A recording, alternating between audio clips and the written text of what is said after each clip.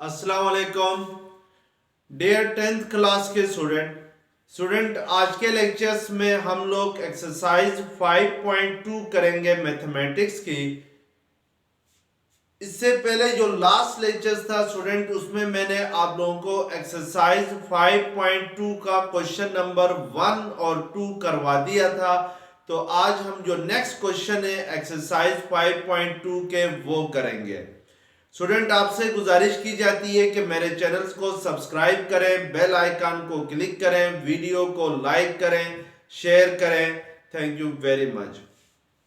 Exercise 5.2 में student हमारे पास जो मेन टॉपिक्स थे वो ये थे कि जो सबसे पहला टॉपिक था वो कम्यूटेटिव प्रॉपर्टी ऑफ सेट्स क्या होती है, यानी कम्यूटेटिव प्रॉपर्टी ऑफ यूनियन और कम्यूटेटिव प्रॉपर्टी ऑफ इंटरसेक्शन का था। तो ये हमने लास्ट लेक्चर्स में पढ़ लिए थे।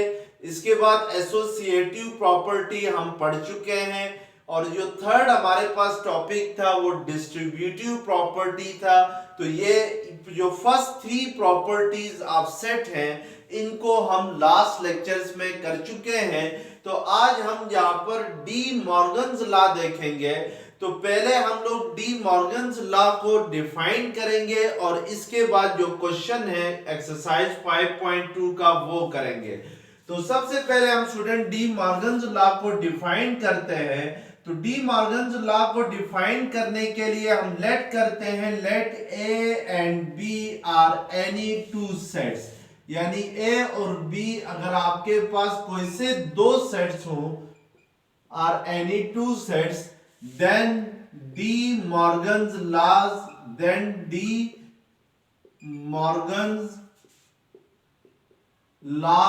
are defined as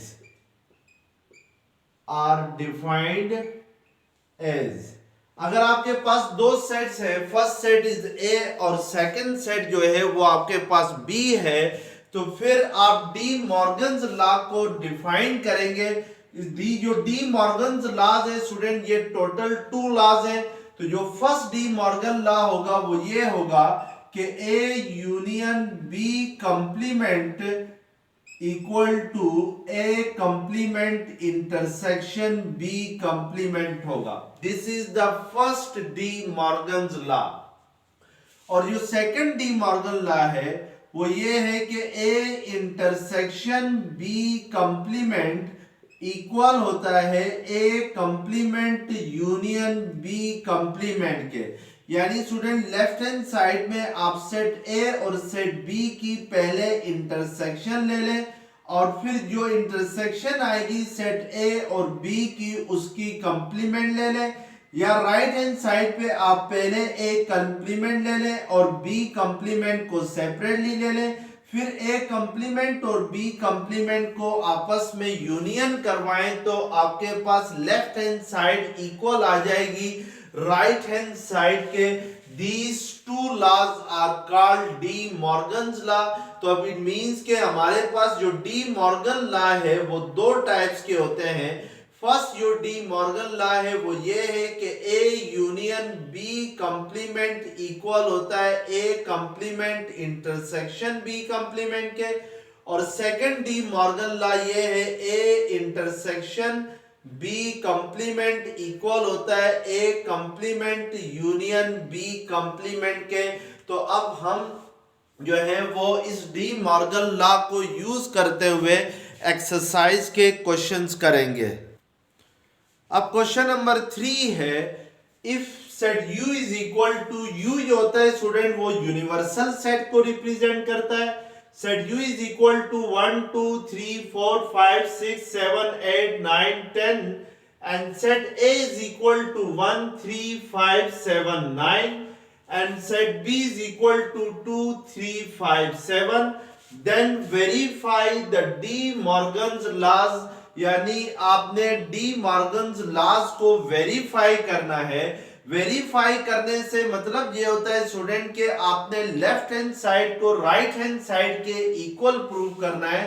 तो हम पहले फर्स्ट डी मॉर्गन लॉ को वेरीफाई करते हैं।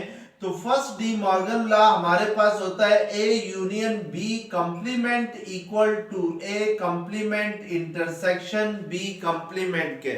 तो हमने यहाँ पे वेरिफिकेशन करनी है, इसलिए हम लेफ्ट हैंड साइड को राइट हैंड साइड के इक्वल प्रूफ करेंगे। तो लेफ्ट हैंड साइड हम पहले लेते हैं, तो लेफ्ट हैंड साइड है ए यूनियन बी कंप्लीमेंट है।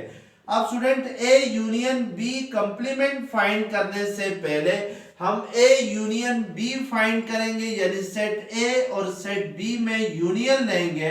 तो सेट ए हमारे पास है 1 3 5 7 एंड 9, यूनियन सेट बी हमारे पास गिवन है क्वेश्चन में 2 3 5 एंड 7।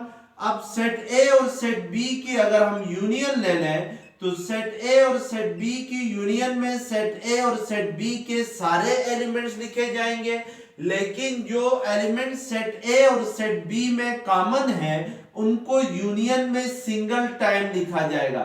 जैसे 1 आएगा, 3 आएगा, 5 आएगा, 7 आएगा, 9 आएगा, ये सेट ए के एलिमेंट्स हो गए।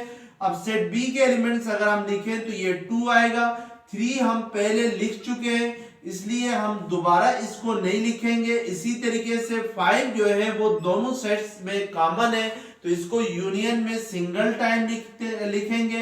इसी तरीके से 7 भी दोनों में कॉमन है तो इसको यूनियन में सिंगल टाइम लिखेंगे। तो इट मींस कि 7 पहले लिखा जा चुका है तो दोबारा यूनियन में नहीं लिखा जाएगा।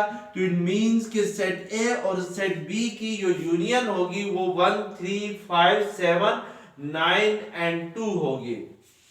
अब हम A union B complement find करेंगे। तो by definition A union B complement equal होता है U minus A union B के, यानी यूनिवर्सल सेट में से आपने सेट ए यूनियन बी को माइनस करना है।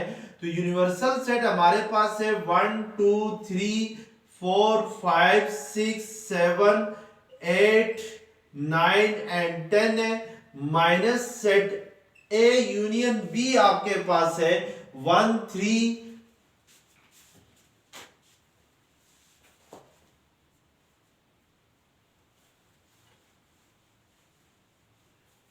सेट ए यूनियन बी आपके पास है 1 3 5 7 9 एंड 2 है। तो 1 3 5 7 9 एंड 2 आ जाएगा। अब हम जब सेट U में से सेट A यूनियन B को माइनस करते हैं तो ये 1 कैंसल आउट हो जाएगा, 3 भी कैंसल हो जाएगा और इसके बाद 5 भी कैंसल होगा, 7 भी कैंसल होगा, 9 भी कैंसल होगा और 2 भी कैंसल होगा, क्योंकि 2 जो है वो सेट A यूनियन B में कंटेन करता है। अब जो बाकी एलिमेंट्स बचेंगे सेट यूनियन यानी यूनिवर्सल सेट के, वो आपके पास होंगे 4 6 और इसके अलावा 8 and 10। This is A union B complement आपके पास इक्वल आ जाएगा 4 6 8 एंड 10 के इक्वल आ जाएगा। अब हम स्टूडेंट इसकी जो लेफ्ट हैंड साइड है उसको कंसीडर करेंगे। तो लेफ्ट हैंड साइड हमारे पास है A complement intersection B complement है। तो इट मींस कि हम पहले ए कंप्लीमेंट और बी कंप्लीमेंट फाइंड करेंगे और उसके बाद इंटरसेक्शन लेंगे। तो A complement by definition u minus set A के इक्वल होगा, यानी u minus A is A complement. अब सेट U आपके पास है 1 2 3 4 5 6 7 अप टू 10 तक है, माइनस सेट A आपके पास है 1 3 5 7 एंड 9 है। अब सेट U में से सेट A को हमने माइनस करना है, तो सेट U माइनस A में सिर्फ U के एलिमेंट्स आएंगे और U के भी वो एलिमेंट्स आएंगे जो A से बिलोंग ना करते हो। तो इट मींस कि 1 जो है वो A में है तो 1 नहीं आएगा, 2 आएगा, 3 कैंसल आउट हो जाएगा, 4 आ जाएगा, 5 कैंसल आउट हो जाएगा, इसके बाद 6 आ जाएगा, 8 आ जाएगा, 9 नहीं आएगा क्योंकि 9 सेट A से बिलोंग करता है, तो 10 आ जाएगा। This is A complement. अब हमने बी कंप्लीमेंट फाइंड करना है, तो बाय डेफिनेशन बी कंप्लीमेंट होगा u माइनस बी के। तो सेट u आपके पास है 1 2 3 4 5 6 7 अप टू 10 तक है, माइनस सेट b आपके पास है वो 2 3 5 7 है।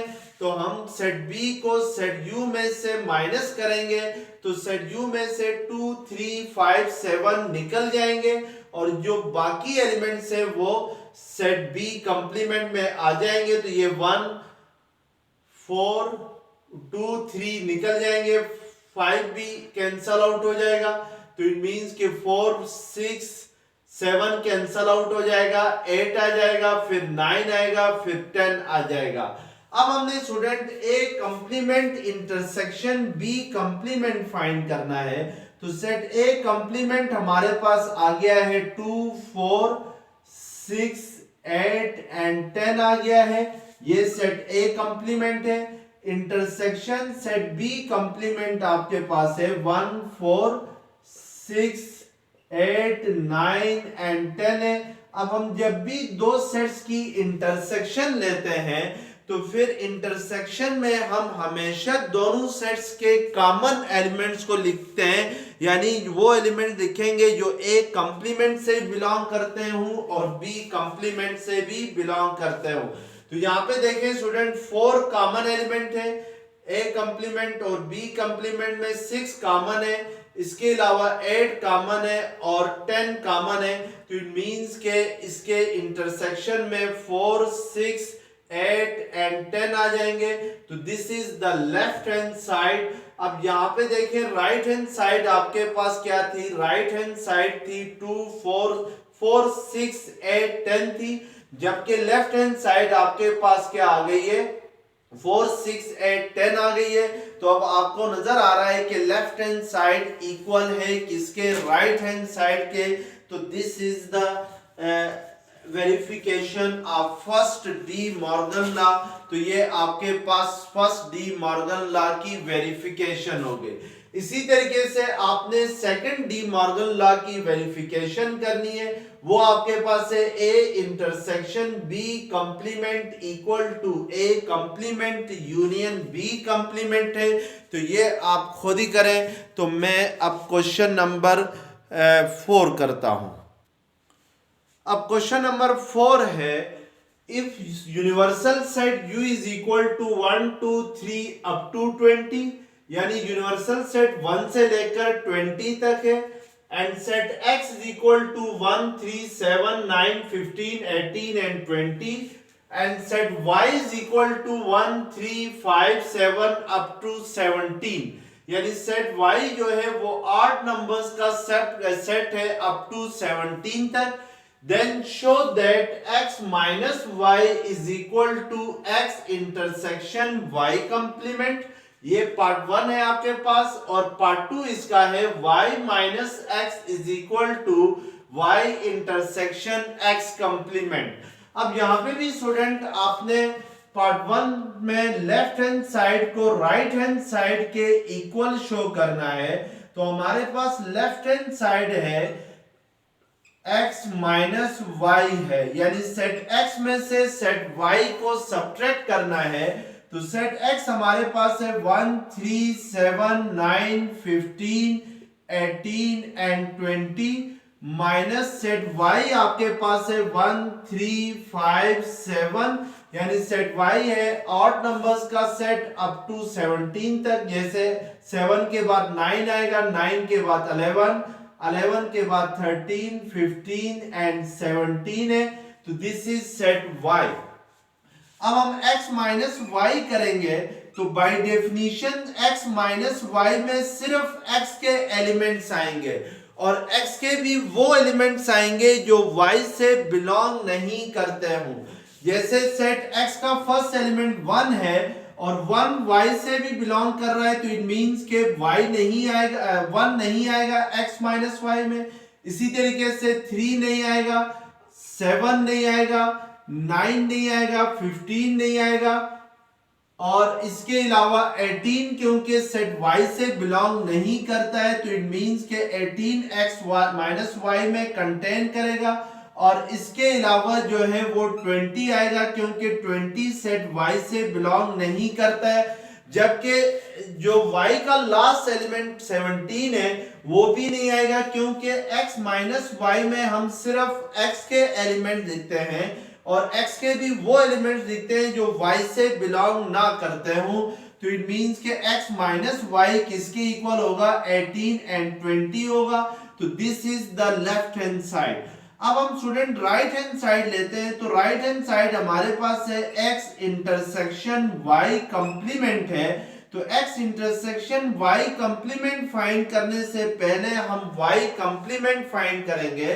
तो y complement by definition u minus y होगा, यानी यूनिवर्सल सेट में से हम सेट y को माइनस करेंगे।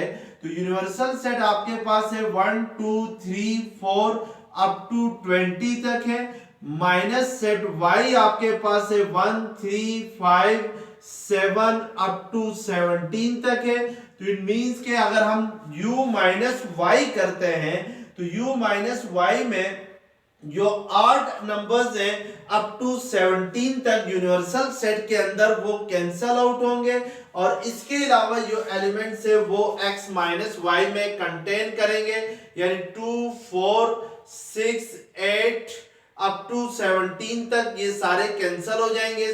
तो 17 नहीं आएगा क्योंकि 17 जो है वो सेट u में भी है और सेट y में भी है। इसके अलावा क्योंकि सेट y 17 तक है तो सेट u में जो 17 से जो नेक्स्ट नंबर्स हैं 20 तक वो आ जाएंगे क्योंकि ये आपके पास सेट y में कंटेन नहीं कर रहे हैं, यानी 18 19 एंड 20 ये y कंप्लीमेंट में क्या होंगे, इंक्लूड होंगे। अब हम student x intersection y complement find करेंगे। तो सेट x आपके पास है 1 3 5 1 3 7 9 15 18 एंड 20 है। इसी तरीके से इंटरसेक्शन सेट y आपके पास है 2 4 6 8 अप टू 16 18 19 एंड 20 है। अब जब आप सेट x और y कंप्लीमेंट में इंटरसेक्शन लेंगे तो हमें पता है कि जब भी दो सेट्स की इंटरसेक्शन ली जाती है तो दोनों के कॉमन एलिमेंट लिखे जाते हैं। तो यहाँ पर आपके पास कॉमन एलिमेंट्स 18 और 20 है, इसके अलावा कोई भी एलिमेंट इन दोनों का कॉमन नहीं है। तो इट मींस के इसके कॉमन एलिमेंट्स है x और y कंप्लीमेंट के 18 और 20। तो आपके पास जो राइट हैंड साइड है वो किसके इक्वल आ जाएगी, 18 एंड 20 के इक्वल आ जाएगी। तो which is equal to left hand side, क्योंकि लेफ्ट हैंड साइड भी हमारे पास में जो सेट आ रहा था लेफ्ट हैंड साइड में तो उसमें भी यही दो एलिमेंट्स कंटेन कर रहे थे 18 एंड 20। इसी तरीके से आपने स्टूडेंट इसका पार्ट 2 करना है। पार्ट 2 है y minus X is equal to Y intersection x complement है। तो ये आप बिल्कुल सेम इसी तरीके से खुद ही कर लें। तो अगर ये लेक्चर्स पसंद आ गया है तो चैनल को सब्सक्राइब करें, बेल आइकन को क्लिक करें, वीडियो को लाइक करें। Thank you very much. Allah Hafiz.